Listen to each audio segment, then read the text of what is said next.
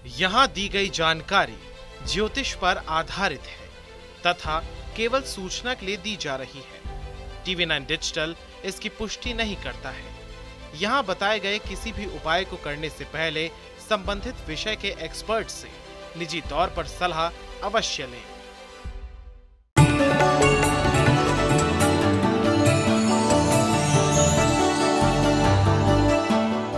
या देवी सर्वभूतेषु मां स्कंदमाता रूपेण संस्थिता नमस्तस्यै नमस्तस्यै नमस्तस्यै नमो नमः। ये 4 भुजाओं वाली माता शेर पर सवार करती हैं। दाईं तरफ की ऊपरी वाली भुजा से स्कंद को गोद में पकड़े हुए हैं। भगवान कार्तिकेय को ही स्कंद कुमार कहते हैं। स्कंद माता का अर्थ है स्कंद कुमार की माता। नीचे वाली भुजा में कमल का पुष्प है, बाईं तरफ वाली भुजा में वर मुद्रा में है और नीचे वाली भुजा में कमल पुष्प है।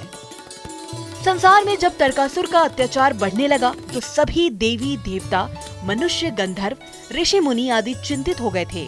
उन सभी ने माता पार्वती से तरकासुर के अत्याचारों से मुक्ति दिलाने की प्रार्थना की। उसके पश्चात आदि शक्ति ने अपने तेज से 6 मुख वाले बालक स्कंद कुमार को जन्म दिया। आगे चलकर उनके हाथों ही तरकासुर का अंत हुआ और सभी को उसके अत्याचार से मुक्ति मिली। सबसे पहले चौकी पर स्कंद माता की प्रतिमा या तस्वीर स्थापित करें। इसके बाद गंगा जल या गोमूत्र से शुद्धिकरण करें। चौकी पर चांदी, तांबे या मिट्टी के घड़े में जल भरकर उस पर कलश रखें। उसी चौकी पर श्री गणेश, वरुण, नवग्रह, षोडश मातृका, सप्तघृत मातृ की स्थापना भी करें। इसके बाद व्रत पूजन का संकल्प लें और वैदिक एवं सप्तशती मंत्रों द्वारा स्कंद माता सहित समस्त स्थापित देवताओं की षोडशोपचार पूजा करें। नमस्कार, एस्ट्रो साइंस में आप सभी का स्वागत है। मैं हूं आपके साथ अंजलि और मेरे साथ हैं एस्ट्रो साइंटिस्ट गुरुदेव GD वशिष्ठ जी। सर, आपका बहुत स्वागत है। माता रानी खुशियां दे, सदा सुखी रखे। परिश्रम से बड़ा कोई धन नहीं, लेकिन सांसारिक सुखों को हासिल करने के लिए जो धन चाहिए वो अगर बहुत परिश्रम के बाद भी नहीं मिल पा रहा हो, दरिद्रता, गरीबी या कर्ज से छुटकारा पाना चाहते हैं, आर्थिक तंगी के कारण हर इच्छा को मारना पड़ रहा है, तो घबराइए नहीं, क्योंकि आपकी हर समस्या को सुलझाने आ गया है एस्ट्रो साइंस। आज गुरुदेव आपको बताएंगे आसान और सरल उपाय जो दिलाएंगे मां लक्ष्मी की अपार कृपा और दरिद्रता और कंगाली को आपसे कोसों दूर कर देंगे। तो बने रहिए हमारे साथ, ये एपिसोड आपको मालामाल बना सकता है। आज की चर्चा में गुरुदेव आपको 7 दिनों के 7 उपाय बताएंगे जो आपके खजाने को भर देगा। तो जैसा हमने आपको बताया कि 7 दिन और 7 उपाय। शुरुआत करते हैं सोमवार और मंगलवार के दिन से। गुरुदेव बताइए, सोमवार और मंगलवार को कौन सा खास उपाय करना चाहिए जिससे कि तिजोरी घर की भरी रहे? सोमवार यानी भोलेनाथ का दिन, लेकिन ये माँ लक्ष्मी के साथ भी उतना ही संबंध रखता है। मंगलवार का दिन तो रुद्र अवतार हनुमान जी के साथ संबंध रखता है। तो भोलेनाथ, रुद्र अवतार श्री हनुमान जी और माँ लक्ष्मी। तो अब यहाँ है क्या? इसके अंदर जिन लोगों को भी अपने प्रॉपर्टी से संबंधित दिक्कत आ रही हो, पैसा जमा करने से संबंधित दिक्कत आ रही हो, कलेश रहता हो और बार बार प्रॉपर्टी के हालात फंसते हो, ठीक है, भाइयों के साथ बनती ना हो, ये मंगलवार का यानी मंगल का उपाय है। भाइयों के साथ अगर बनती ना हो, उनके साथ रुपए पैसे को लेकर के विवाद हो, या अपनी कमाई हम करने गए हैं लेकिन उसके अंदर उचित लाभ नहीं मिल पा रहा, खर्चे और बढ़ते चले जा रहे हैं, और इसके साथ में आप जिसे कहते हैं कि माँ लक्ष्मी की कृपा, लगता है आजकल माँ लक्ष्मी रुष्ट हैं, है ना, ऐसी अवस्थाएं किसी भी प्रकार की अगर खड़ी हो रही हैं, या घर के अंदर मियाँ बीवी के बीच में, भाई भाई में तनाव है, इन सारी समस्याओं को हटाने के लिए ये चंद्र और मंगल, और वो उपाय क्या है? उपाय है कि या तो सोमवार को या मंगलवार को आप सूजी का देसी घी में हलवा बनाइए, जितना आप अफोर्ड कर सकते हैं उतना बनाइए, और उसको भूनने के बाद में, चीनी डालने के बाद में, जो आपने पानी डालना है उसके अंदर आप दूध डाल दीजिए, और दूध डाल के ये हलवा तैयार करके मंदिर सुबह सुबह जा कर के चढ़ा करके स्वयं भी खाइए, और जो है प्रसाद के रूप में वो लोगों में भी बांट दीजिए। ये वाला उपाय अगर कंटिन्यूसली आप अपने जीवन में रखते हैं तो आपके घर में रुपया पैसा, समृद्धि, गाड़ियों के सुख और बैंक बैलेंस बढ़ाने के बहुत काम आएगा, बीमारियों को दूर करने के काम आएगा, मियाँ बीवी की लड़ाई मिटाने के काम आएगा, भाई बहन या भाई भाई की लड़ाई मिटाने के काम आएगा, और माँ को बहुत बहुत अच्छा स्वास्थ्य प्रदान करेगा ये उपाय। अब गुरुदेव बताइए, क्या कोई खास वास्तु उपाय है जो कि बुधवार और गुरुवार को किया जाना चाहिए? बेटा वास्तु का तो उपाय है ही, लेकिन बुध और बृहस्पति ये दोनों साथ में क्यों बने, मैं आप पहले ये बताता हूँ। बुध को कहा जाता है बंद हवा, जैसे किसी कैबिन के अंदर बंद हो, चारों तरफ से कहीं से भी फ्रेश एयर ना आ रही हो। और आपने कईयों के घरों में अंदर देखा होगा कि अगर एक दरवाज़ा खुलता है तो दूसरे दरवाजे की आवाज़ उसमें साथ आती है, वो खुल के बंद होता है। ये बुध स्थापित होना होता है। और इसके बाद में आप देखते हैं कि एक तरफ हवा चल रही होती है और दूसरी तरफ का दरवाज़ा खड़क रहा होता है, ये भी बुध स्थापित होता है। ठीक है, वो टकराव पैदा करता है। और जहाँ पर बिल्कुल स्मूथ वे में घर के अंदर हवाएं चलती हैं, किसी एक दरवाजे को खुलने पे दूसरे पे असर नहीं आता, वो बृहस्पति होता है। तो दोनों का संबंध एक बंद हवा से, एक खुली हवा से। तो एक्चुअली में ये हवा ही है और रियलिटी में हमारी याददाश्त के कारक यही बनते हैं। हमारी किसी भी चीज़ को समझने के कारक, प्लान बनाने के कारक, ज्ञान प्राप्त करने के कारक और ज्ञान को सही दिशा में इस्तेमाल करना और संस्कार अपनाना, ये बुध और बृहस्पति इन दोनों का ही काम है। अब इसके अंदर क्या होता है कि बुध बनता है बृहस्पति और राहु को बना के मिला के, और बृहस्पति बनता है बुध और राहु को मिला के।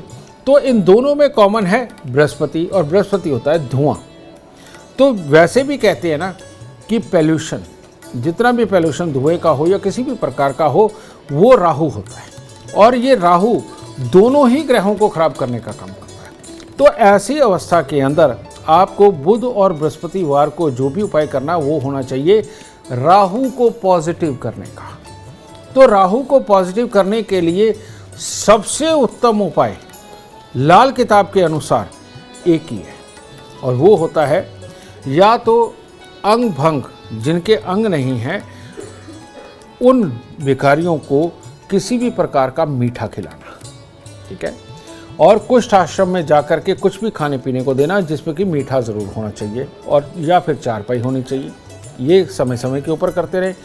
या फिर इसका दूसरा उपाय है, हाथी अगर आपको कहीं मिल जाए उसको मूलियाँ या गन्ने खिलाना, ये सबसे उत्तम है।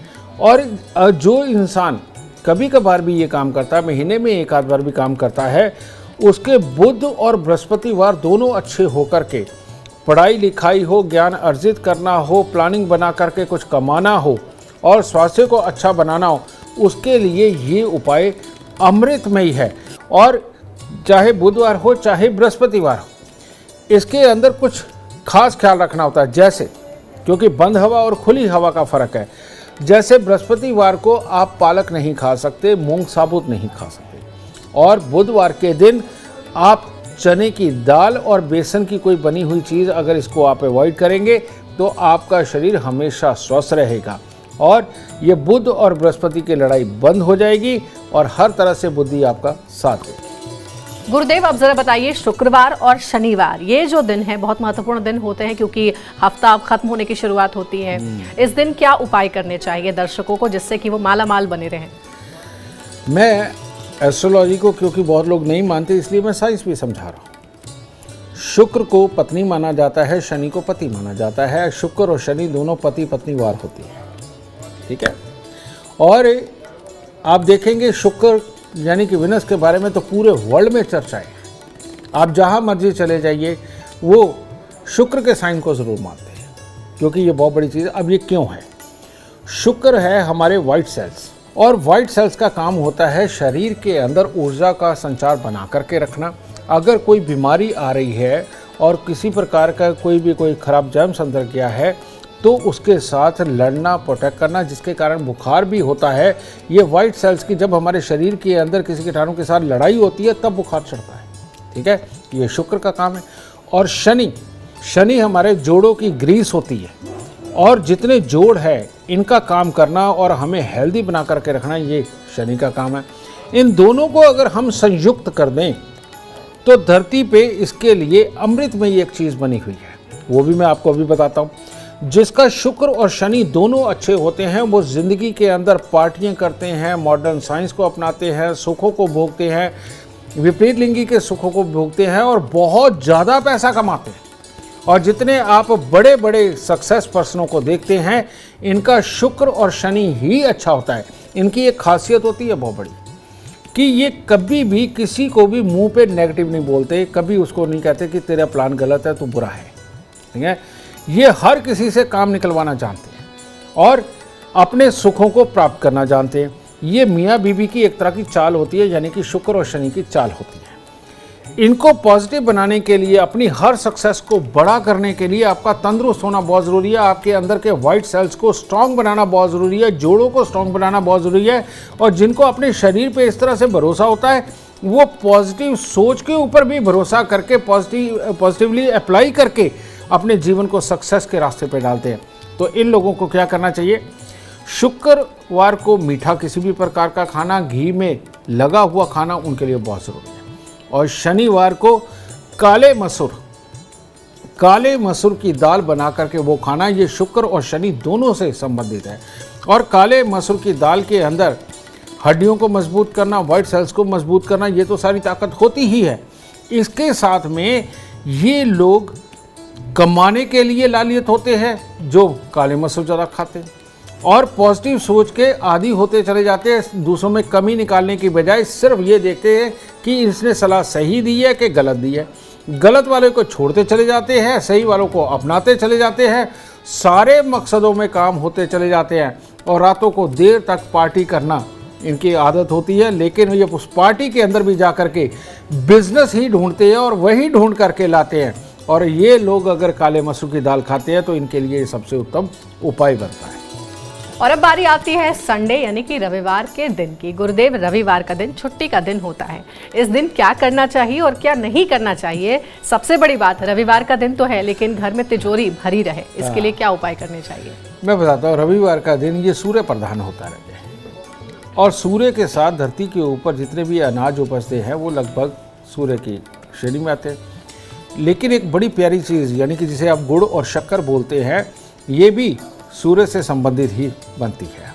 बनती गन्ने के रस से, यानी कि मंगल से है, लेकिन वो सूर्य में कन्वर्ट होती है, यानी कि गुड़ बनता है। तो आज के दिन यानी कि सूर्यवार को अगर आप गुड़ गेहूं का दान करते हैं और भरपेट खाना खा के आलस में ना रह के संगे अपने कामों को अंजाम देने की कोशिश करते हैं, आपके लिए बहुत बढ़िया रहेगा। कारण ये कि सूर्य सरकारी नौकरी और नौकरी का कारक है, तो नौकरी पे छुट्टी रविवार को होती है।